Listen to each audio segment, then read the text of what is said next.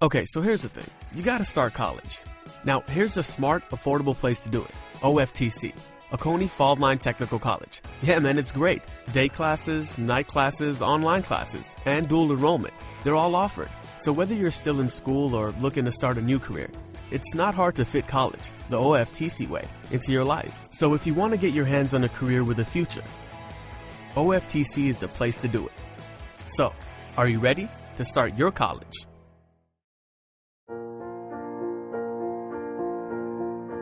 At Morris Back, we're not just about building a better back. We're striving to build a better community. Because our future and the future of Dublin, its families, and the businesses we serve are all tied together. Morris Back. It pays to go blue.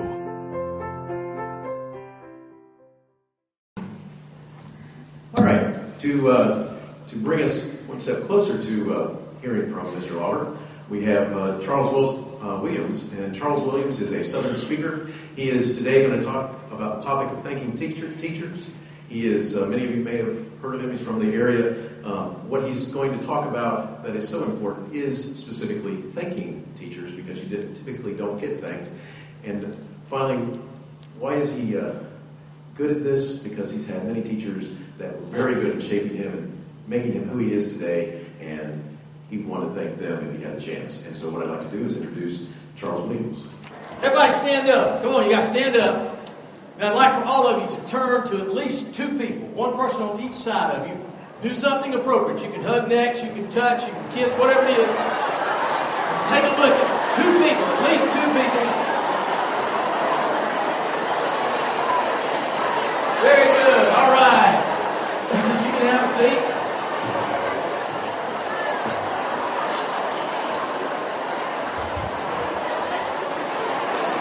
You can have a seat. Thank you. In USA Today, about 2 weeks ago, I don't know if you noticed the survey appeared in USA Today. But it said in that survey that 1 out of every 3 people in the United States is ugly. Now I want you to look back at those 2 people that you just saw very closely and see if you can figure out which one of you is it. That works. I called my sister, who's an educator of 30 years. She's born and raised in Georgia, talks like me, married a Yankee guy from Chicago, moved down to Florida. She's a teacher down there for 30 years. And I called her and said, Pat, I got to talk to a group of educators in Dodge County. There'll be a bunch of people in there. Think back over the 30 years that you went to these kickoff meetings and remember 1 or 2 really good things that people told you. And there was silence on the other end of the phone. I said, what? They were not good speakers? She said, it wasn't that. I said, what was it? She said, I didn't want to be there. And she said, if you'll ask your audience this morning if they agree, they'll all shake their heads up and down. Look at this. You don't want to be here. You want to be in your classroom, right? You want to be working towards the kids, so we're going to get you there just as quick as we can. But I want you to have a little bit of fun here this morning before we go out. So I said, well, what should I say? She said, well, tell them a sweet, wonderful story, something that's touching, something that will inspire them. And I thought, nah, I ain't going to do that. I want to show them a picture of her husband when he got his new chainsaw. He was out there trying to crank it.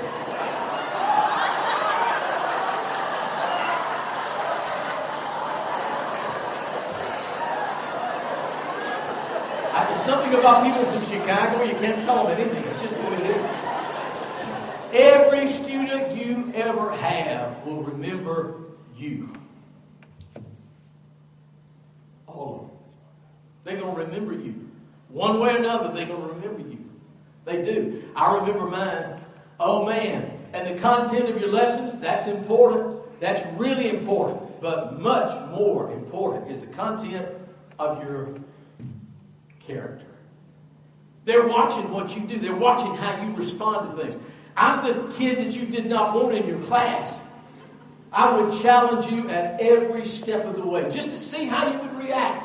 I wound up standing in the hall more than I spent time in class. I got more whippings than you could shake a stick at. And it didn't help. It just taught me how to avoid the whippings. You know what I mean? It didn't correct the behavior. It never does. They're looking at your character. When I got to kindergarten, my teacher had a little car, something like this up on the wall, that a little mouse was driving. Kindergarten. And the little mouse drove his little car that he could run on 3 drops of gasoline. He drove it to every state in the United States during that year. And I always wanted a convertible to do the same thing. And I've done it. I've been all over the country in a little convertible, and I love it. And I'm telling you, your teachers influence you a lot more than you think they do. You have no idea the far-reaching influence that you have. You just don't. Some of you leave a bad impression. She wanted to know why her pictures weren't turning out. She was blonde, Terry. Sorry. What can I say? I was married to a teacher for 34 years. A little short, blonde superintendent over Dodge County. Everything I did wrong, she made me do it again. I loved it. She's marvelous. I like creativity in teachers. I had a bald-headed teacher, and in order to show his bald-headed part didn't bother him, he had a tattoo of a little guy with a lawnmower pushing back there. I love creativity, and you should too. What's the message that I got from my teachers? Because your kids are getting a message from it beyond just the classroom. They're getting a message from you, and it's important. The message I received in elementary school, there were millions of them. Oh man, my kindergarten teacher, my 8th grade teacher, I got to tell you this. He caught 8 of us in the lunchroom right before lunch one day, pushing and shoving as 13-year-old kids are going to do. He said, I want to see y'all in my hall right after lunch. That was not good news. His hall was an old, tall, reverberating hall. And when he put that paddle on your back end in that hall, ka-whap! 3rd graders, all the way to the other end of the building, because they knew that somebody was getting tore up. And we knew it was our turn right after lunch. And I, being the guy that I was, wandered by the little boys' room, and I dropped my pants, and I got me about 6 rolls of toilet paper, and I wrapped my legs. And when I came out there, I looked like the little Michelin Man. And I walked down that hall, and he put that first, cut down, cut down, cut down. Kids all over school going, he hit me and went, and I didn't get called at it. He didn't say nothing. But y'all, being a 13-year-old kid, several months later, we were sitting in this class, and the UNICEF lady came. Remember her? This particular one back in the 60s. Now, I know this is politically inappropriate and all that sort of stuff. I'm going to tell you because I did it. I was 13. I thought it was funny.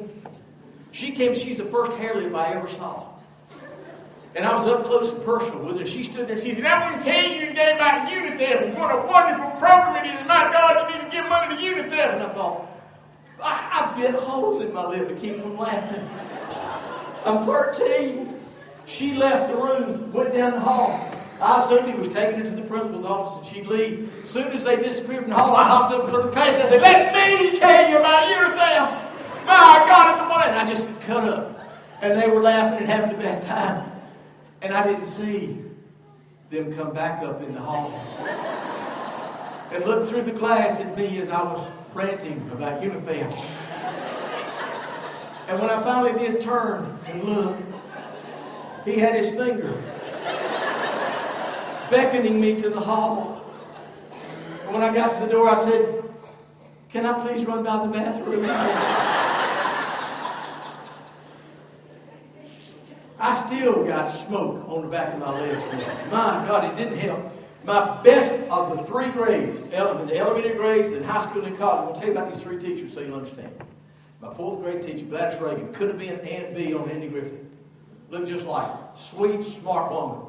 She wrote on my report card to my parents, Charles could be pushed to become an A+ student. He's really smart. He can do this. But I'd rather see him do it his way. He'll be a lot happier. He'll be a lot more successful. He can do this. Do you know what that does to a 4th grade kid? I got the message big time. Then I went to high school. Dodge County High School, the 60s. We had this guy. He shouldn't have been there. He drove a checker cab back and forth to school every day.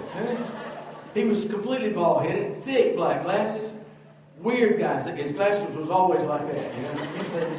And we'd walk into his class, and he'd be laying down on his desk like that. And we figured out you weren't supposed to say anything. Just walk in and sit down. And as I was sitting there one day, he made this noise. He said,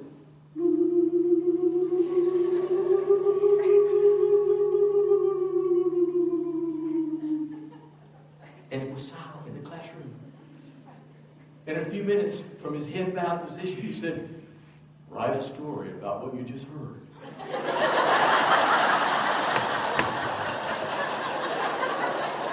I saw a spaceship. Man, I wrote a story about a spaceship that went up Wilbur, shot everybody, and it was just a crazy one. Another day, he was standing there as we walked in, and he was pouring ink on the floor. I thought it was actually a big piece of paper. And he had us all take a stick and drag stuff from it and make a design. And when he got that done, he put it up on the wall. And he looked at it for a while and admired it from both sides. And he finally said, "Write a story about what you see." And I did. And he liked me because I wrote strange stories. We were of like mind. And the message I got from him was that I'm creative. So I got two strong messages. I can do this, and I'm creative. And then, y'all, all I ever really wanted to be was the Ford dealer. My daddy had been the Ford dealer in Eastman. I wanted to be the Ford dealer. I want to have a house at Daytona, live happily ever after. Life was so good. Jimmy Carter came along. 22% interest kind of puts you out of the Ford business. But I could do that. I leased the property to Pizza Hut, didn't get a check from him ever since. Thank you, God. It was wonderful. But this next guy, I wound up trying to take Spanish to get a business degree at the University of Georgia. But they wanted you to take Spanish to get a business degree. Unfortunately, I did not wish to learn Spanish. And Ricky Ricardo was there teaching it. And the kids would hold up stuff in the class. He said, "Oh, you would like to know the Spanish word for this?" And he would tell them what the Spanish word was. And I was bored to tears. I mean, worse than that. And last day, before you had to give up and get it incomplete in your class, a bug was walking across the floor there. He said, "Oh, Mr. Williams, you would like to know something. You want to participate in the class. You have not said anything. What is the thing you would like to know the Spanish word for?" I said, "What do you call a great big bug like that was walking across the floor?" He says, "Very easy. A bug like this is referred to in Spanish as a bicho." I said, "Well, doggone, look at all the little sons following the process." I was no longer allowed to be in the Spanish class. But I found journalism because at that time it did not require foreign languages. Lord have mercy, journalism. Can you imagine me in journalism? And I met the other professor that really struck me just right. His name was Richard E. O'Brien. Oh man, he was just great. Dr. O'Brien had been a barroom brawler. And he was my teacher in advertising. And he started telling us, and I learned that in advertising, I could do radio commercials. I could change my voice. I could become anybody I wanted to be. I could do a news report. Traffic over Atlanta this morning is absolutely horrible. 15 people have been killed in Lake Missouri. I thought, God, I love this work. And I could write articles and I could just do stuff. Man, I was so excited. I was going to be in journalism. But look what I got from those three teachers. A well-timed positive word or compliment, folks, according to Zig Ziglar, whether spoken or written, can change the course of somebody's day and, in fact, maybe even their lives. That's you. That's you. It really is. So what can I share with you today? It's really simple. I wanted to be the Ford dealer. That didn't work out. It's okay. I can step up and go beyond that. Then I decided, you know what? I'm going to work in a bank. They asked me to write a history of it. I wrote a history of a bank, and it worked out great. I enjoyed it. Then they asked me to go to work as a loan officer. I was a vice president. I had my own little briefcase with 2 papers in it. I carried it everywhere. I was so proud. My mama was proud. It was great. They asked me to be the security officer.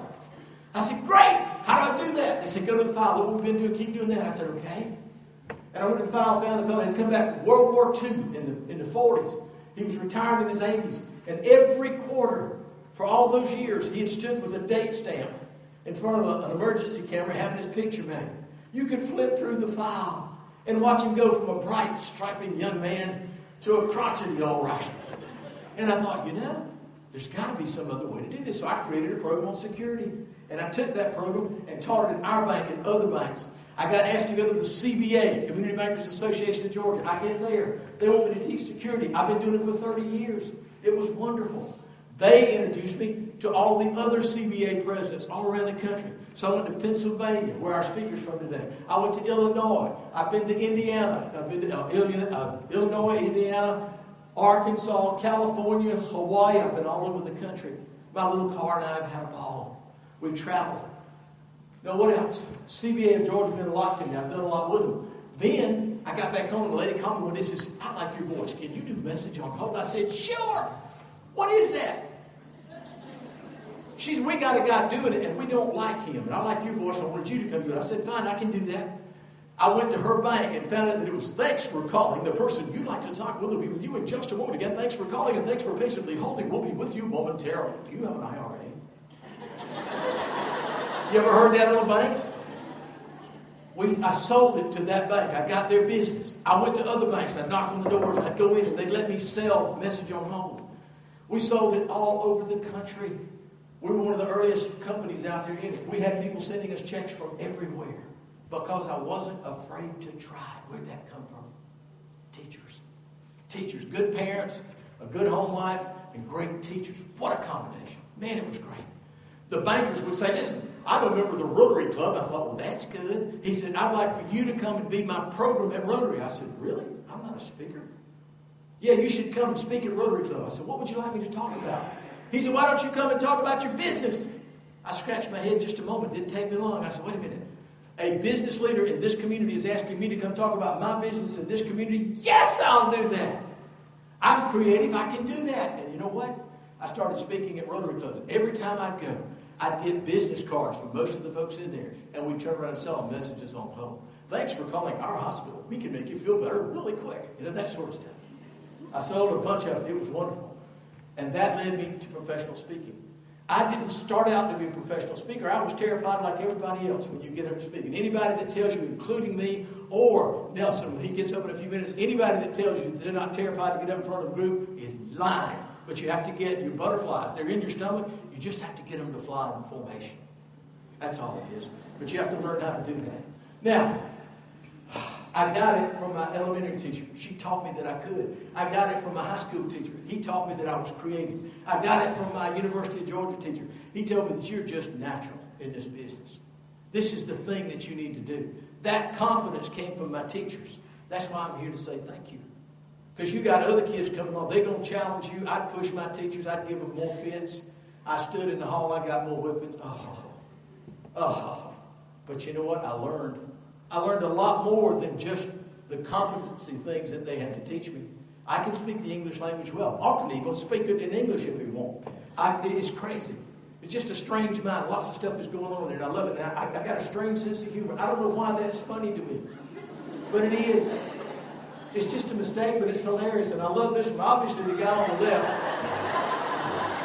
is considered despicable by the guy on the other side of the fence, and he had his own way of showing it. Don't you love it? Oh, man, why not? A teacher is a lifelong learner. You are. You never quit learning. My wife never stopped learning. She loved it. A teacher is somebody who gives. I don't know a more giving group of people in the world than teachers. You're great encouragers. A paddle is a wonderful motivator, but you're great encouragers. I don't guess we use paddles so much anymore. Maybe we have to send them somewhere to get that. Ship them off, then they come back paddle. Not a bad idea. That might work.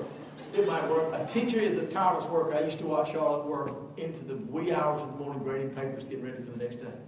Never giving them, loving it, doing every bit of it. Somebody that you can absolutely count on. Is that you? I see my old teachers now, the ones that are still living, and I hug their necks. I tell Burley Bennett, my 6th grade teacher, I said, Miss Burley, what a name. I said, if you had been my teacher in every grade, I'd have been a brain surgeon. You walked in, you sat. I wrote a book, Eat Here and Get Gas. It's about Stuckey's. It's on Amazon. I don't bring them out and sell them. Get it on Amazon. You'll enjoy it. Yeah, I think you will. Now, as I say thank you, I want to bring up a contrast because I'm the kid that the schools were designed to kind of handle and deal with, and I could push the limits up, and my teachers allowed me to do that. But our next guy, that we're going to hear from in just a moment, was also in the same school system, maybe about the same time in a different part of the country, and the schools weren't ready for him either. Educational systems, you see, are not perfect. It'd be great if they were, but they aren't. They're not perfect. They never have been, they are not now, and they never will be. How's that for conjugation, English teachers? Is that pretty good? Okay. In this particular guy's case, he got a diploma that he could not read. He had been socially promoted numbers of times through the grades. He could not read when he finished. Pretty sad, pretty tough, pretty hard. You know what? He was a functionally illiterate high school graduate. That happens. opposite ends of the spectrum. But that's the reason that we're both here this morning, so that you get a good picture of both sides. Somehow, through providence, just by chance or divine intervention, he met some people that he'll tell you about in a few minutes. And he discovered a word that he'd never seen before, which was dyslexia. And once he learned that word, and once he learned from these people that taught him, teachers, by the way, he learned not only how to become literate, but he went on to explode. He's an author, syndicated broadcaster, speaker. He's on the American Storyteller Radio Journal. I listened to one of his pieces last night. He's a humorist, an educational rights advocate. And in 2011, he published a book that's available here today. It's called Most Unlikely to Succeed. Can you imagine? The two ends of the scale that you deal with and all those in between. Ladies and gentlemen, I would like for you to get up and give a rousing round of applause and a welcome to our next guest, Mr. Nelson Lawler. How you all doing? How are we doing with sound? Am I too loud? I want to give the gentleman a chance to get me just right. I'm good back there. Good. Well, I don't think any of you knew, if you did raise your hand, I don't think any of you knew my grandfather, the Right Reverend Harvey S. Hellfire and Brimstone Lawler.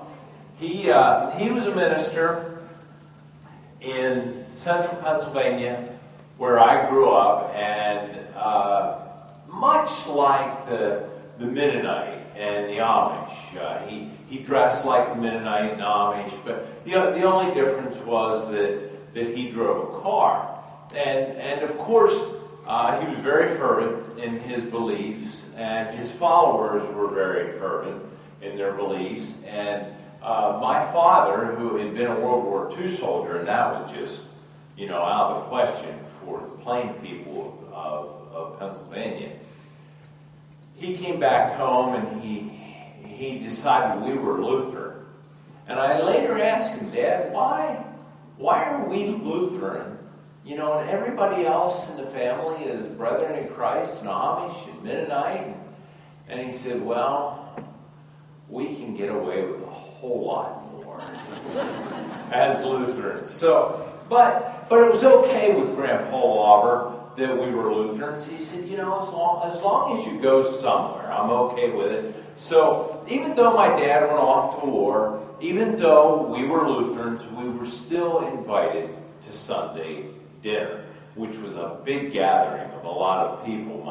My grandparents had 13 children, and then there were the grandchildren and the nieces and nephews, and this was after Grandpa preached, and after we pretended that we went to the Lutheran church, and we would show up there on Sunday and have our dinner, and then at about 4 o'clock, whether you were playing out in the fields or you were up in the woods or wherever you were, you knew at 4 o'clock there was going to be a meeting. And that meeting was about everybody who wanted to tell a story about how they vanquished evil that particular week. And we would go into the farmhouse and we would sit down, and Grandpa would lead it, and the first person every week to raise her hand was the same person that was in the front pew of Grandpa's church every week, Miss Mary Beth. She was my dad's first cousin, my first cousin, once removed, and she would tell a story about that week, how she vanquished evil. And of course, evil in our world meant Satan. Satan was behind evil. So usually her story would have something to do with the gentleman who approached her, who in her words wanted to make time with her. Now, Miss Mary Beth, I don't know, was 40 or 42 or 100, and she had a lot of blonde hair, and it was all piled on top of her head very conservatively, neatly, and she wore a prayer covering and not a lick of makeup, and she had a very sturdy center, solid gravity. And she would tell a story, and she was the best vanquisher of evil there. And every week we would just be spellbound as to how Miss Mary Beth vanquished evil that week. And we'd pump our fists in the air. We'd say, yeah, Miss Mary Beth, the vanquisher of evil. Now hold on to her, because you're going to need her in a minute. So I go to the first grade in McAllisterville, Pennsylvania. And excuse me, I need to get my bottle of water. But I go to the first grade in McAllisterville, Pennsylvania, and I do really, really well. Mrs. Parsons was the best first grade teacher in the history of the world. And she was my teacher.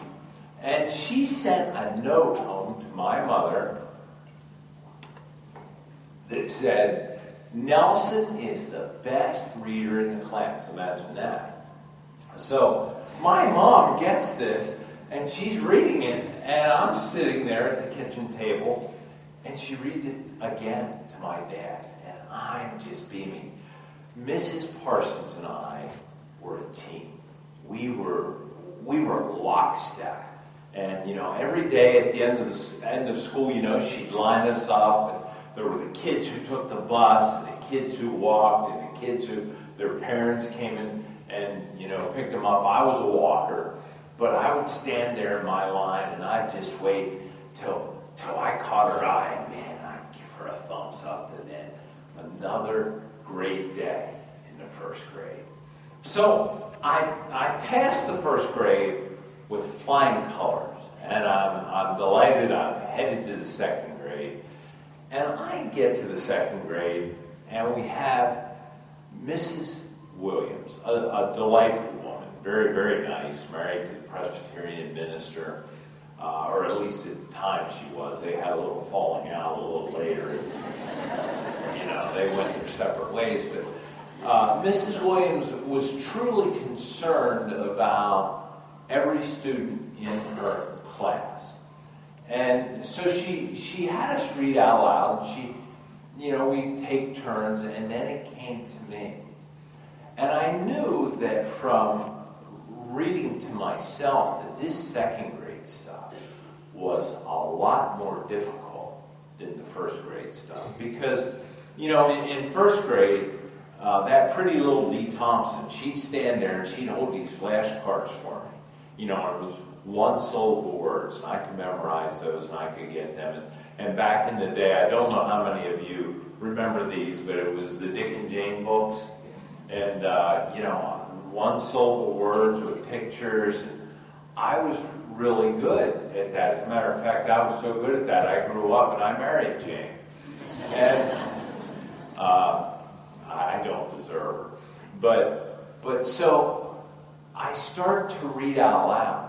And suddenly, I know that you know this kid. I know that some of you were this kid. I know that some of you remember this kid.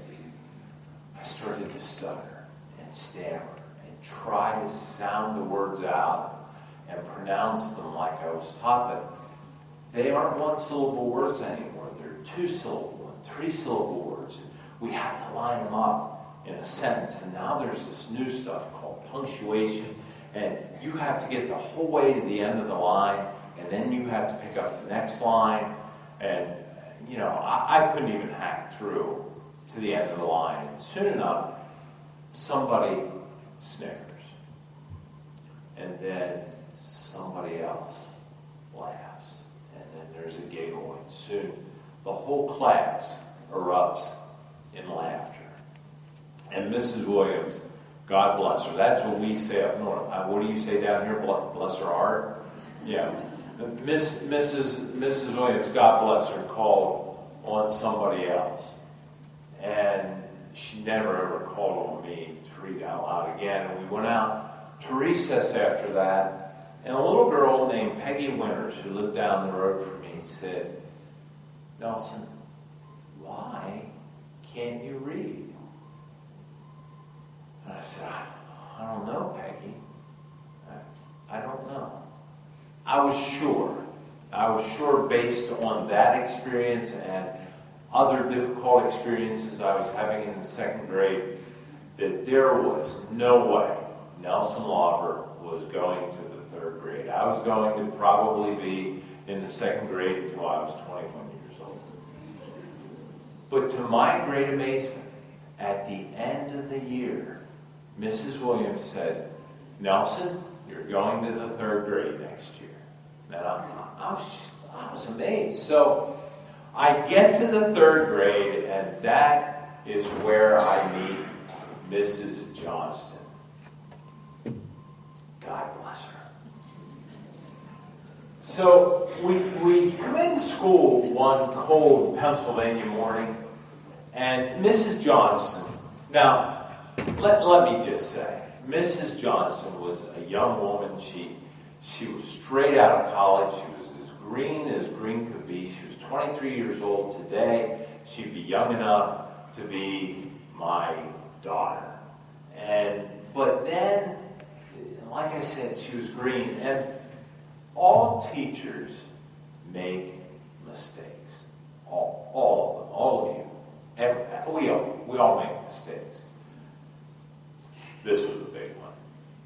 Mrs. Johnston has a piece of chalk, and she has paper, and she's holding it, and she's looking at it closely, and she's writing on the board.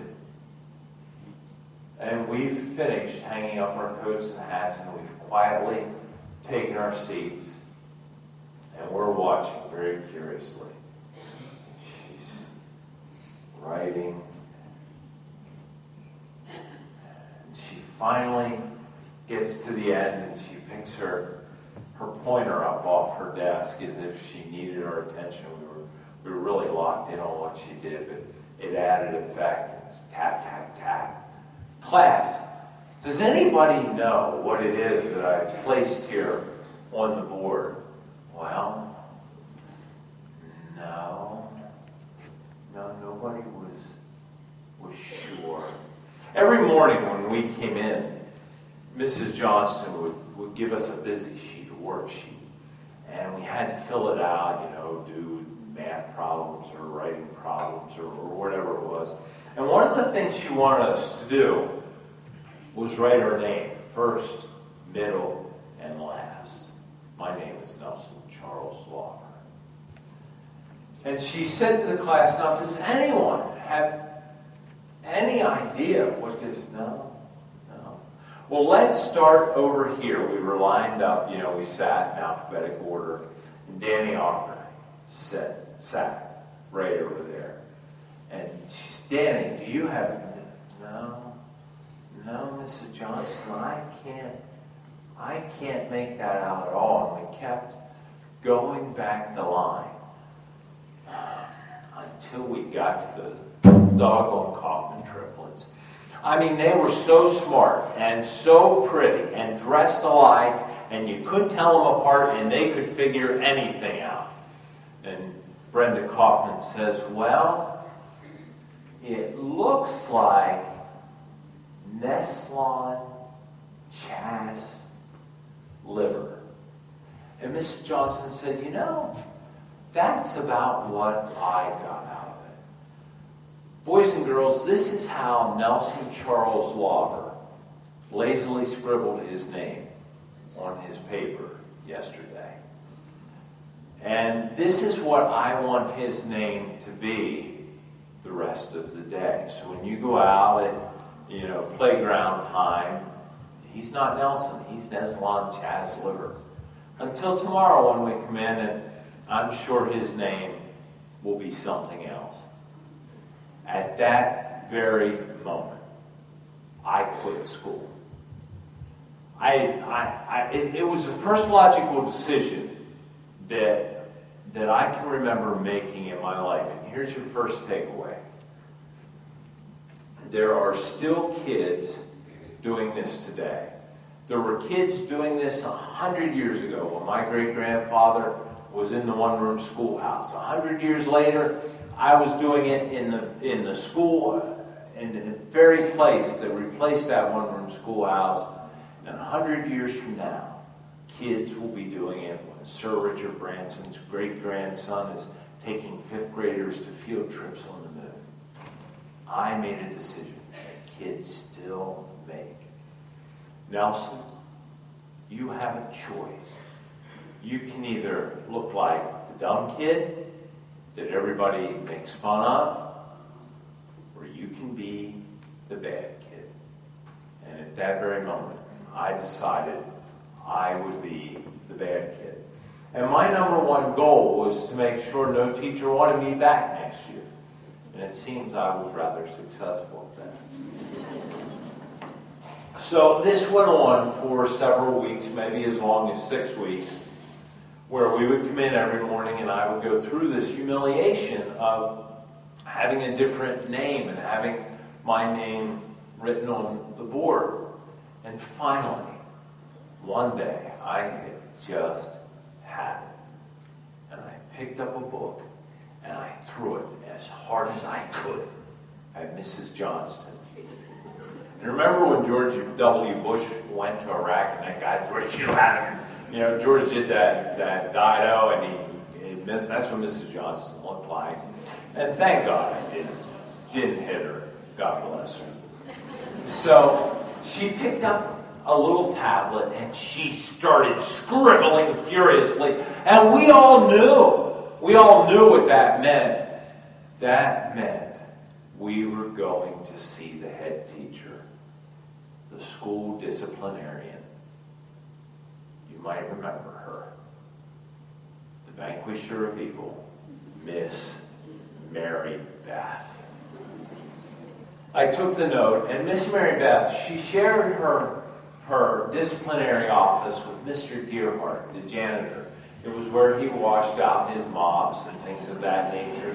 Miss Mary Beth had a desk there where she counseled children right before the proverbial raw child, conundrum thing. And Mr. Gearhart was in there and he said, "Oh, Nels, you have a note?" "Yeah." He said, "All right, I'll go get Miss Mary Beth. Give me the note." He said, I'm really sorry, Nelson. I don't want to do this. He fixed my dad's lawnmower every time I broke it. He was a nice man. He liked me, and he didn't want to see me get a whooping from Miss Mary Beth. He said, "You just sit down there and wait, and she'll be here in a minute." And I thought about it. I thought, you know what? I'm going to blame somebody else. I'm going to lay the blame for this squarely at the feet of another. I'm not getting a whooping. Now, growing up as religiously as we did, I was scared to death of, going to down there. But Miss Mary Beth's paddle was more in the here and now. And I feared that thing much, much more. And it was legendary. It was made of walnut. It was crafted in a Pennsylvania Amishman's wood shop. And it was about this long, and it had a double-fisted handle. There were holes in it so it would whistle through the air, and move with the utmost efficiency.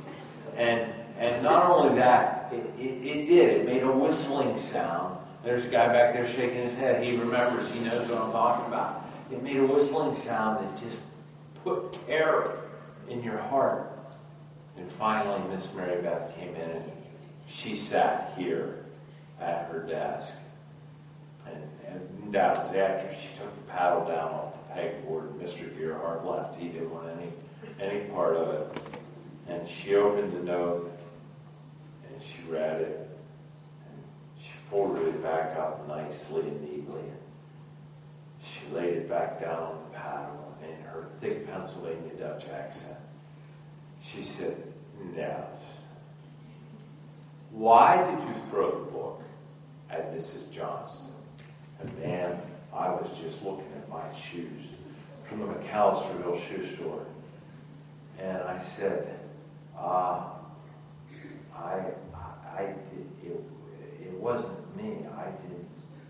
I didn't do it. "Oh, you didn't do it. I suppose you're going to tell me Danny Ocker threw the book." No, it wasn't Danny. I know it wasn't Danny. Danny's a good Christian boy. I think you threw the book, didn't you, Gus? No, it wasn't. It wasn't me. Then do tell, who was it? It was Satan. Speak up, I can't hear you. It was Satan. He threw the book at Mrs. Johnson, and she pushed back from her desk, and she wrung her hands, and she said, "Oh dear, oh dear, oh dear, oh dear, Nelson, did you hear a voice in your head?" And I looked over and I said, yeah. I heard a voice in my head, and it told me to throw the book at Mrs. Johnston. Oh dear. Did the voice say anything else? I said, yeah. Satan wants you to take that paddle and smack my backside until it turns purple. And with that, she leapt up, she put that paddle back on the pegboard, and baby, she vanquished evil.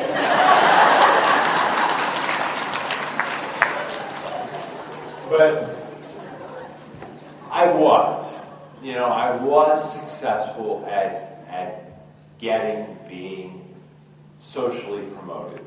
And it did work, I made up my mind. I was not, I didn't want a teacher to want me back the next year. So, I make it through elementary school, and I get to the senior high school, and I'm going to use the same MO. I'm just going to be the bad kid.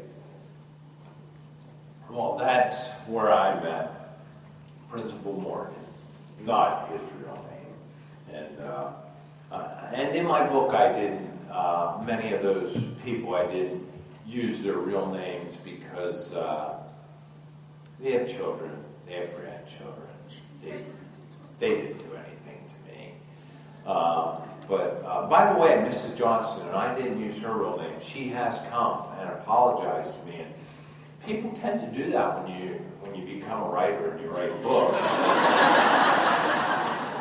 But I got to the junior high school, and I hate to burden you with this information because, like Charles, I like to have fun. But this is part of my story. This is the part of the story that put me on the map. The thing I don't want to know. The thing that I so much wish didn't happen. I wish it could have gone another way, but it didn't. It didn't. And here I am today. I'm doing what I'm supposed to be doing because of this. They felt in that place at that time, in that very rural part of Pennsylvania, that if we can't educate him this way, we'll educate him by beating education into him. And I had some very, very severe beatings. They started out simply as corporal punishment. And then when the corporal punishment didn't work, it was ratcheted up until finally the paddle was put away because it didn't work. And if you paddled me, here's your next takeaway. If you paddle me, it only reinforces I'm the bad kid because you have to paddle me. Eventually the paddle went away. It turned into full-out assaults. And, that, I guess, is the way the mind worked in that time, in that place. This is the language that this kid understands. And I was locked in isolation, in solitary confinement. I spent a total of 18 days in solitary confinement from 7th grade to 9th grade. And that consisted of, we had a vault in the school, and it was for lunch money because we were so far out in the country. It was for lunch money and locker keys and records and all kinds of stuff. But under the watchful eye of Principal Morgan, it became a prison cell. And depending on how serious the infraction was, if it was pretty serious, you went in there in the morning, you got out to get your lunch, and you ate it in the vice principal's office, and then you could use the restroom, and then you went back in there until the end of the day. On a good day in the vault, they just pushed the door shut, and it left it open maybe a little crack. On a bad day in the vault, that thing slammed shut. You heard the lever go down and the dial spin. And you wondered, will they remember that I'm in here? Is there enough oxygen in here to keep me going if they forget me? And if they do forget me, will they find me here dead in the morning? And what will my parents think of me? I was such a bad kid that I had to be placed in the vault. I didn't go home and tell my parents what was happening, because we had a rule at our house. Don't ever make this rule at your house. If you get in trouble at school or church or wherever, you get it double when you get home. All that does is sets your kid up to be abused by somebody. And probably the most severe punishment was in 9th grade, 8th grade. I was placed in a remedial math class. And they had made up their minds that in order to teach kids math, they can't learn math unless they have mastered their times tables. So we had a large athletic man who was a special education teacher. He stood at the front of the room, Mr. Birchfield, and he would point a pointer at a student. And he'd say, Nelson, 6 times 6. And if you hesitated, if you got the wrong answer, if you were scared out of your mind like I was, and just couldn't get it out, 6 times 6 is 36. If you couldn't do that, you had to go to the front of the class. There was a big paddle that rested on the chalkboard, and you had to repeat a poem to wake Mr. Helper up. That paddle's name was Mr. Helper. And then Mr. Birchfield would take a piece of chalk and he'd wet it on the end of his tongue, and he'd draw a smiley face on the end of that paddle, and he'd connect with your backside. If you get knocked off your pins, you get it again. That means instead of getting hit 5 times, you get hit 10 times. And it was brutal. It was absolutely brutal. And finally, there were 5 or 6 of us in there. Finally, one of the kids was getting a bath in the evening, and his mother saw how black and blue he was. Paul Yeager. And it was all she could do to get out of Paul what was happening to him in school. Same thing that was happening to the rest of us. And none of us told. It's the way it works. And Paul's grandfather went to the school the next day. And that was it. We never had to go to that math class again. And I decided this is the day. I should have done it through the summer, I thought, but I kept procrastinating and putting it off. And finally, I couldn't put it off any longer. I drove down to the school, and I got out of my truck, and I started up the sidewalk, and there was a fork, a proverbial fork in the sidewalk. One side went to the principal's office in the main school, and this side went to the auditorium where Principal Morgan, on the first day of school, was laying down the law. Here are the rules. Follow the rules or else. And I had heard these rules so many times, I had them memorized. And I stopped there at that fork in the sidewalk. And I thought, geez, you've made it this far. Maybe. just maybe, what do you have to lose? A year, 9 months, 8 months, whatever it is. Maybe if you go to class, maybe they'll give you a high school diploma to get rid of you. And I thought about my mom, and I thought about my dad. And instead of going to the principal's office, I went into the auditorium. And I started my senior year in high school. And I put in my time.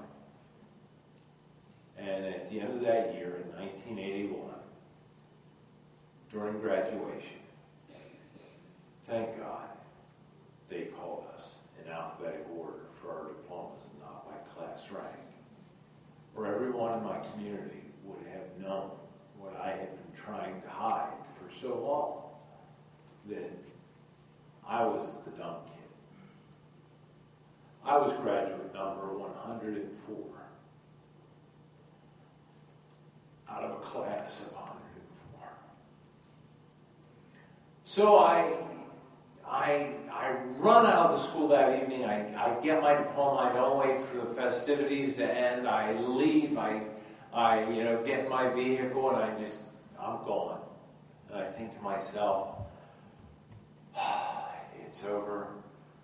I'll never have trouble with people again. So I thought. I stepped over the threshold of tomorrow, the future, fully unprepared. And I couldn't go get a job like most people. My mom would call it a real job. So I started businesses. And one of those businesses was a parking lot line painting company. And a gentleman stopped one day to ask me directions. I didn't, when I saw him walking across the parking lot, I thought, well, geez, what does he want? He probably wants me to paint his lines at his business, because that's how I would often get my jobs. But no, he wanted directions. And he asked me to write them down. And when he realized that he had made an impossible request, he said to me, "Have you ever been tested for dyslexia?" And I said, "Sir, I'm 29 years old at this point." I say, "Sir, I haven't. I don't even know what that word is that you spit out. But I got to tell you, at 29, if we haven't figured out what my problem is, we're never going to figure it out." And he said, I beg to differ with you. He said, "Let's sit down here. Just give me 5 minutes. Let's sit down on the tailgate of your truck and let's talk about dyslexia and what you can do to go get help." So we talked for an hour and a half. He left, he shook my hand, and he told me his name and he gave me a business card. And I stuck that business card in my pocket, and I didn't know what ever became of that. And I couldn't remember his name, but I took his advice.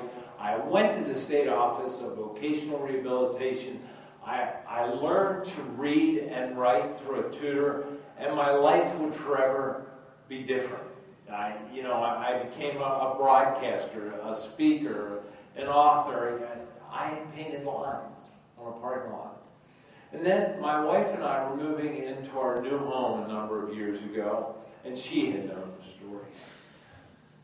And I was going through some of my effects from my old life, and I found that card. And I remembered the color of it, the design of it, and I looked at it. Professor George Guthrie, PhD, Penn State University. I Googled him, and he had passed away 3 years earlier. Never got to say thank you.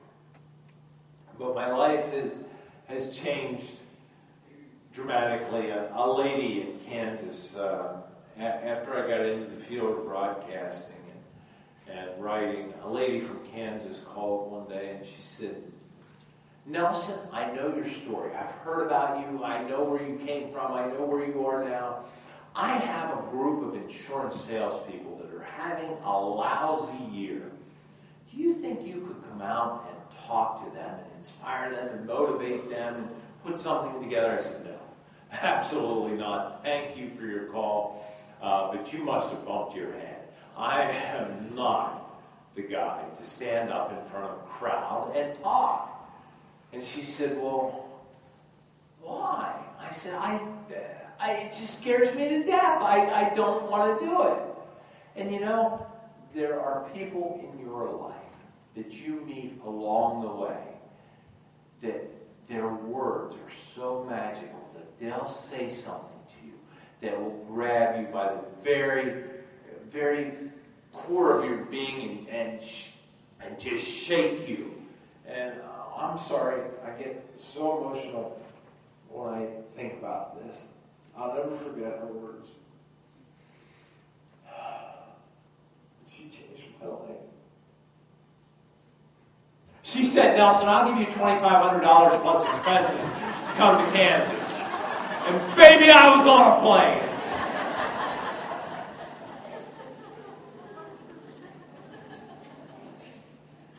Thanks for indulging me here today. I actually came here to ask a favor. But Steve and the nice folks at Page and the superintendent that hired me told me I had to speak for a certain amount of time or I wasn't getting paid. But I could have asked you for this favor and simply gotten out of your hair. When do the kids come back to you guys? Thursday. Okay.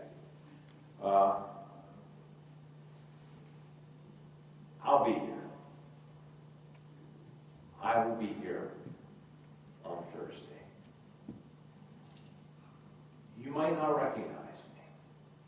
When I come through your classroom door, the first thing I'm going to do when my eyes meet your eyes is I'm going to make sure you know.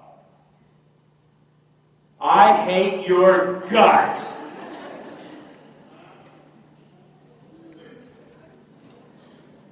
I might be a black kid. I might be a white kid. I might be a brown kid.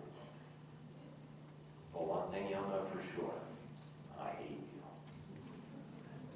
Or at least that's what I want you to think. Truth of the matter is, I think you're kind of cool. I think those dumb stories you tell when you're not looking, I laugh. I'm not going to let you know that. And even though you're terribly funny looking, I like you. I'd like to be friends with you. I need you. I need you to be the story of the teacher that opened my mind. I need you to be George M. Guthrie from Penn State. I need you to be the teacher that opened my mind when nobody else would or could.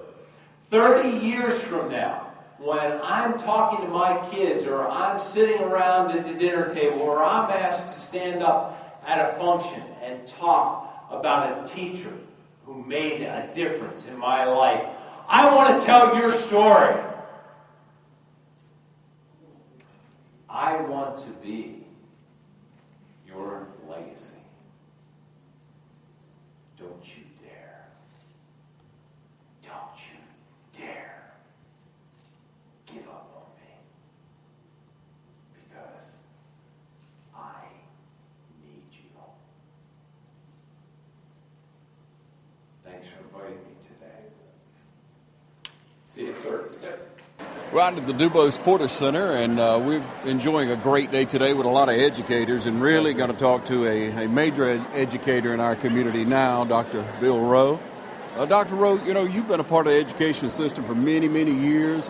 We go out in the community, we hear people that you've encouraged along the way, people that were students of yours, you encourage them to get back into education. Education is such a vital part, as we all know, of everyone's life, and I know it's such an encouragement from what we've heard from the speaker today. You can either encourage or discourage. Oh, that is so true. And, you can talk about your own teachers. And I've had teachers that made such a difference in my life and encouraged me. And then I've had other teachers that really held me back. Yeah. In fact, my first math teacher that I had at Auburn University was one of those that held me back. And you remember, you don't ever forget. Right. People that help you along the way and people that hurt you along the way. Mm-hmm. And I never wanted to be one of those that hurt anybody. Mm-hmm. I was also a principal for many years. Right. And our man talked about getting spankings, and I have spanked a many one, let me tell you. But hopefully I did it in love, and I didn't do it in a harmful way. Right. I just talked to one of our teachers, and when I left superintendent, she was a parapro and a bus driver. Mm-hmm. And she has gone back to school now and gotten her degree, and I'm just so proud of her. And that's the kind of story that people need to have, of education that lifts them up. Right. Education is hard business. Yeah, it's very tough. Yes, and you have so many different personalities that you come in contact with in the students, and that's what was pointed out today, a way to reach those students. Exactly right. And not discourage them, but encourage them, find what works for those students. And as I go around the community, and I've gone around the community many times, yes. I've run for public office 5 times. Mm-hmm. And I see them that, I thank you for what you did, and you tore my behind up, but I appreciate it.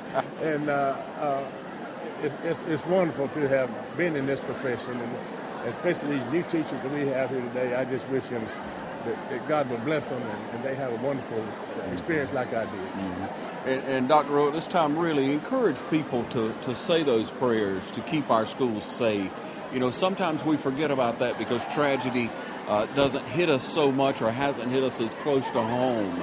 But we still need to offer up those prayers of sanctity, of the good Lord looking over these students and also every personnel that's on campus. One of the things that we did back in 1999, we started walk-around prayer meetings at schools right before school started. Mm-hmm. Columbine was the inspiration for that. You realize then you're not in control. You think you are, right. But there's people that can go beyond you, and we need the help of Almighty God in educating these kids and keeping them safe and doing the things we need to do for them. Because we can't do it by ourselves. Right. So we encourage all of you to offer up a prayer now. Whether you have students, whether you have family that's involved with the school, we all need to lift up prayers to keep those kids safe, keep those campuses safe, and continue the good work at the board office. Exactly right. Thank you for what you do. Thank you for your work, too. And we're out at the DuBose Porter Center again with our friend, Mr. Rob Johnson, Superintendent of Lawrence County Schools. Last time we spoke with you were working with the leaders, with the educators, right. and now we've broadened it here at the DuBose Porter Center. You have the teachers who are coming back into the system. Got a great motivational speaker we just heard. How do you choose someone that does that good a job? Well, it's very difficult because we have a lot of needs. We're all excited about getting back to school. But one of the things that we've focused on the last couple of years is the rigor, relevance, and relationships. Every teacher, every student, every day. And professional relationships are very, very important in helping kids feel a part of school and help them learn. And Nelson's story was all about the relationships he had when he was in school with his teachers that weren't necessarily good. And it caused him to not to want to be in school and to drop out of school. So we felt like that message would be important for us, for all of us to hear. I am so proud of our folks because I know our folks do deliver that professional relationship and that rigor and that relevance every day. Mm-hmm. Yeah, you got a lot of hard workers. About how many people here today? Oh, we've got about 600 here today. All of our teachers and parapros are here.